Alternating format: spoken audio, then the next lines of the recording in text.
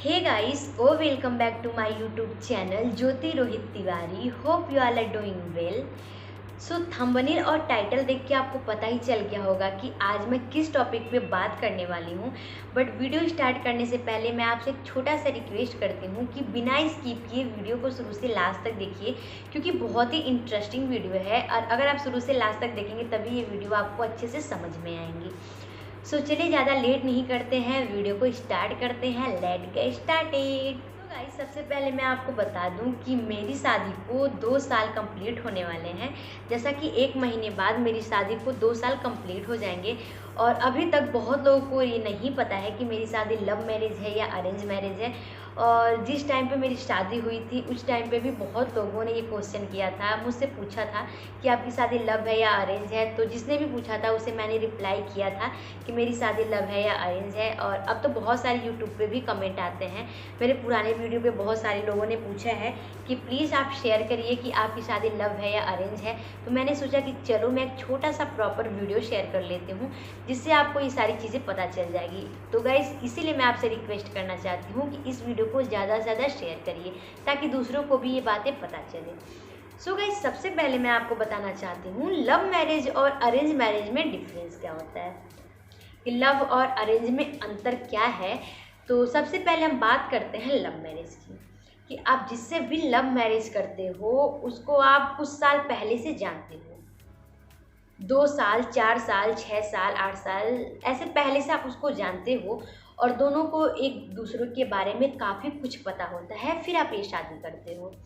और arrange marriage वो होता है जो आपके परिवार वालों की मर्ज़ी से होता है या किसी रिलेटिव ने ये आपकी शादी लगाई होती है और जैसे ही ये शादी फिक्स होता है वैसे ही आपका इंगेजमेंट या रोका ये सारी चीज़ें होती हैं और इन सारी चीज़ों के 6 महीना या 1 साल बाद ही आपकी शादी का डेट फिक्स हो जाता है। सो अब तो रोका और इंगेजमेंट से ही एक दूसरे से सब लोग अटैच होना शुरू कर देते हैं, लेकिन फिर भी हमें ज़्यादा टाइम नहीं मिलता है। वही ज़्यादा से ज़्यादा 6 महीना और 1 साल का टाइम मिलता है कि जब तक हमारी शादी ना हुई हो तभी हम उससे जान सकते हैं। और लव मैरिज में बहुत ज़्यादा टाइम मिल जाता है ये सारी चीज़ें जानने का। सो अब मैं आपको बता दूँ अपने बारे में कि मेरी शादी लव है या अरेंज है। सो मेरी शादी लव मैरिज बिल्कुल भी नहीं है। मेरी शादी अरेंज मैरिज है और ये शादी हमारी दोनों फैमिली की मर्ज़ी से हुई है। ऐसी नहीं है कि हमारे साथ ज़बरदस्ती हुआ है, हमारी भी मर्ज़ी है, हमारा फुल सपोर्ट है शादी में, मेरे और मेरे हस्बैंड का। हम लोग भी चाहते थे इस शादी को, लेकिन ये शादी अरेंज मैरिज है। हम एक दूसरे को शादी के पहले बिल्कुल भी नहीं जानते थे और ना ही दूर दूर तक कोई हमारा संबंध था या रिलेशन था, ऐसा कुछ भी नहीं है। एक दूसरे की फैमिली को हम नहीं जानते थे, बिल्कुल भी नहीं जानते थे। ये शादी किसी रिलेटिव ने लगाई है, फिर ये शादी हुई है। और हमारी शादी की बहुत ही क्यूट सी स्टोरी है कि कैसे हमारी शादी हुई है, किस सिचुएशन में हुई है, शेयर करना चाहती हूँ। लेकिन प्लीज़ अगर आपको ये सारी चीज़ें जाननी है तो आप एक बार कमेंट ज़रूर करिएगा कि मैं अपनी स्टोरी शेयर करूँ। तो मैं ये चीज़ें 2 पार्ट में लेके आऊँगी, क्योंकि मैं बहुत ही अच्छी तरीके से ये सारी चीज़ें आपको बताना चाहती हूँ और 2 पार्ट में मैं ये वीडियो लेके आऊँगी। बट आज मेरा वीडियो बनाने का यही मकसद था कि मेरी शादी लव है या अरेंज। तो मेरी शादी अरेंज ही है, मैंने आपको बताया है। सो गाइज, लव मैरिज और अरेंज मैरिज क्या सही है क्या गलत, ये मैं आपको बताती हूँ। जैसा कि मैंने आपको बताया कि लव मैरिज में आप अपने लाइफ पार्टनर को बहुत ही पहले से जानते हो, है ना, बहुत ही पहले से जानते हो और आपकी शादी हो जाती है। बट कुछ टाइम बाद कुछ ऐसी सिचुएशन आती है कि आप दोनों की एक दूसरे में बनती नहीं है या आपकी फैमिली वालों की एक दूसरे से बनती नहीं है। कुछ ना कुछ रीज़न की वजह से अगर मान लीजिए शादी टूट जाती है, अगर ये शादी टूट जाती है तो लोगों का कहना होता है कि लव मैरिज बिल्कुल भी अच्छा नहीं है, कि लव मैरिज अच्छा नहीं है। अगर आप यही फैमिली की मर्ज़ी से किए होते तो ये शादी बहुत दिनों तक टिकी होती, बहुत दिनों तक चलती। ये लव मैरिज बिल्कुल भी सही नहीं है। और अरेंज मैरिज में क्या होता है, जिससे आप बहुत कम टाइम से जानते हो और शादी होने के बाद अगर इसमें भी आपके फैमिली वालों के बीच में या एक दूसरे से बनती नहीं है, लड़की हो या लड़का, मैं दोनों की बात कर रही हूँ, और ये शादी टूट जाए तो इसमें होता क्या है कि अरेंज मैरिज नहीं करना चाहिए। ये बहुत ही बेकार चीज़ है। लव मैरिज में आप अपने लाइफ पार्टनर को पहले से जानते हो, वो शादी ज़्यादा दिन तक टिकती है, अच्छी होती है, वगैरह वगैरह बहुत सारी बातें होती हैं। लेकिन मैं आपको बता दूं, कोई भी शादी बेकार नहीं है। लव मैरिज भी ख़राब नहीं है और अरेंज मैरिज भी ख़राब नहीं है। और मैं आपसे ये नहीं कह रही हूँ कि मेरी शादी अरेंज है तो लव बेकार है, कुछ भी बेकार नहीं है। अगर आप सही हो ना तो दोनों शादी टिकेगी। अगर आप सही हो, आपका लाइफ पार्टनर सही है ना, तो आपकी शादी बहुत ही अच्छे से चलेगी। सो गाइज, मैं आपको अपने बारे में बता दूं, जैसे कि मैंने आपको बताया है कि मेरी शादी अरेंज मैरिज है, बट शादी के बाद ना बहुत ही मुश्किलें आई हैं। और सच बताऊं ना कि शादी के बाद वाली लाइफ बहुत ज़्यादा डिफिकल्ट होती है। जिसकी शादी नहीं हुई है वो ये सारी चीज़ें जान ले, क्योंकि मैं मैरिड हूँ, आप लोग को पता है, मैं ये सारी चीज़ों से गुजर चुकी हूँ, तब मैं आपके साथ ये सारी चीज़ शेयर कर रही हूँ कि मेरी शादी अरेंज मैरिज है और हमारे बीच 1 साल तक बिल्कुल भी नहीं बनी है। हमारी फैमिली का तो मैं नहीं कह सकती, फैमिली वाले तो बहुत ही अच्छे हैं, मेरे लाइफ पार्टनर मेरे हस्बैंड भी बहुत ही अच्छे हैं, लेकिन फैमिली के साथ मेरी ऐसी कोई बात नहीं हुई, लेकिन मेरे हस्बैंड से मेरी बिल्कुल भी नहीं बनती थी। और वो क्यों नहीं बनती थी ये भी मैं आपसे बता दे रही हूँ कि हम दोनों जन बहुत ज़्यादा गुस्से वाले हैं। मुझे भी अपने आप पे गुस्सा कंट्रोल नहीं होता है, अभी भी नहीं होता है और उनको भी नहीं होता है। सो शादी के पहले भी मेरा यही हाल था कि शादी के पहले भी मैं गुस्सा बिल्कुल भी कंट्रोल नहीं कर पाती थी। इसी बात को लेके मेरी मम्मी से, भाई बहन सबसे बहुत ज़्यादा बहस हो जाती थी। लेकिन पापा एक हैं जो कि मेरे पापा बहुत ही अच्छे इंसान हैं, वो बहुत ही अच्छी तरीके से मुझे समझते थे, इसलिए मैं बहुत ज़्यादा अपने पापा को मिस करती हूँ।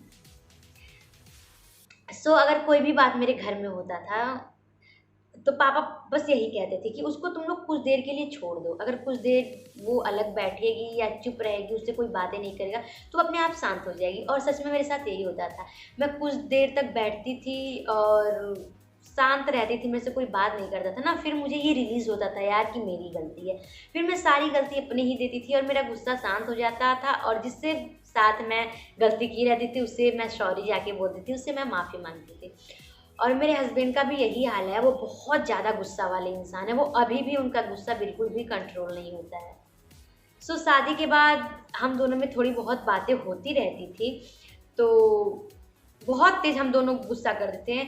उनको लगता था कि मैं ज़्यादा गुस्सा करता हूँ, मुझे लगता था कि मैं ज़्यादा गुस्सा करती हूँ, और थोड़ी-थोड़ी बात पे हमारी बहुत ज़्यादा बहस हो जाती थी। शादी के 1 साल तक हमारी बिल्कुल भी नहीं बनी है। 1-2 दिन हम प्यार से रहते थे और फिर किसी न किसी बात पे बहस हो जाती थी, और वो सिर्फ़ और सिर्फ़ गुस्से की वजह से होती थी।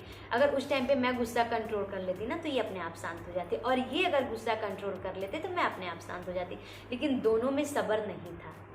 एक दिन मैंने डिसाइड किया कि अभी हमारी न्यू शादी हुई है और 1 साल ही हुए और पूरी लाइफ हमें एक साथ रहना है। हम लोग ने ये डिसाइड किया कि हम गुस्सा बिल्कुल भी नहीं करेंगे, दोनों अपने आप पे कंट्रोल करेंगे। बट यही बात होने के बाद 1 साल के बाद क्या हुआ मुझे नहीं पता। धीरे धीरे जैसे ही समय बीता, हमारा रिलेशन बहुत ही अच्छा हो गया। गाइस, बहुत ज़्यादा अच्छा हो गया। जितना अच्छा रिलेशन हमारा इस टाइम पे चल रहा है उतना किसी लव मैरिज वाले का नहीं चलता होगा। हम दोनों एक दूसरे को बहुत ही अच्छी तरीके से समझते हैं, हमारे बीच बहुत ही प्यार रहता है कि अगर मैं उनको कुछ बोल भी देती हूँ ना तो वो एक कान से, लोग कहते हैं ना, सुनते हैं दूसरे से निकाल देते हैं, वो ऐसे ही करते हैं। अगर मुझे सुबह सुबह बहुत ज़्यादा गुस्सा आता है और अगर मैं कुछ बोल देती हूँ तो वो एकदम शांत हो जाते हैं, मेरी बातों में बस हाँ हाँ करते हैं और बिल्कुल भी नहीं बोलते। और अगर वो कुछ बोलते हैं तो मैं एकदम शांत हो जाती हूँ, क्योंकि मुझे पता चल गया कि वो मुझसे भी ज़्यादा गुस्से वाले इंसान हैं। अगर उनको गुस्सा आता है ना, उनको कुछ भी दिखता नहीं है। कुछ भी अगर वो कहते थे, मेरे को डांटते थे या कुछ भी कहते थे, तो मैं शांत हो जाती थी। मैं सोचती थी कि कोई बात नहीं, थोड़ी देर बाद उनका गुस्सा शांत हो जाएगा, और मैं भी एक कान से सुनती थी और दूसरे से निकाल देती थी। धीरे धीरे ऐसे ही करके हमारा रिलेशनशिप बहुत ही अच्छा और बहुत ही स्ट्रॉन्ग हो गया है। ये अगर कोई चाहेगा भी ना तो ये कभी भी टूट नहीं सकता, और बहुत ही अच्छा हमारा बॉन्ड है। मैं सच बताऊँ ना कि ऐसा हस्बैंड शायद ही किसी को मिलेगा। मेरे हस्बैंड बहुत ही अच्छे हैं, बहुत ही अच्छे हैं। सबसे अच्छी बात ये कि हर चीज़ में वो मेरा साथ देते हैं। अगर वो बातें सही हो, अगर मेरी कही हुई बातें सही है तो वो मेरा फुल से फुल सपोर्ट करते हैं, और अगर मैं किसी बातों को नहीं समझ पाती हूँ, नहीं कर पाती हूँ, अगर वो चीज़ें गलत होती हैं तो मुझे अच्छे से बैठ के समझाते हैं कि देखो ये सारी चीज़ें गलत है, या ऐसे नहीं तुम ऐसे करो। बहुत ही अच्छे मुझे लाइफ पार्टनर मिला है। तो बस मैं आपसे यही कहना चाहती थी इसके बारे में कि लव मैरिज और अरेंज मैरिज कुछ भी गलत नहीं होता है, सब कुछ अच्छा होता है। अगर आप अच्छे हो ना तो सब कुछ अच्छा होगा। बहुत कुछ मैनेज करना पड़ता है शादी के बाद, जो आप नहीं करना चाहते हो वो करना पड़ता है, और जो आप करना चाहते हो आपको नहीं करना पड़ता है।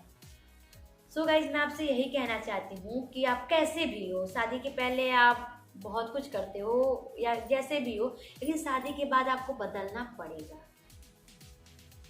अगर आप अपने फैमिली के हिसाब से अपने आप को ढाल लो, अपने लाइफ पार्टनर के हिसाब से अपने आप को उसी सिचुएशन में कर लो ना, तो आपकी लाइफ बहुत ही अच्छी जाएगी।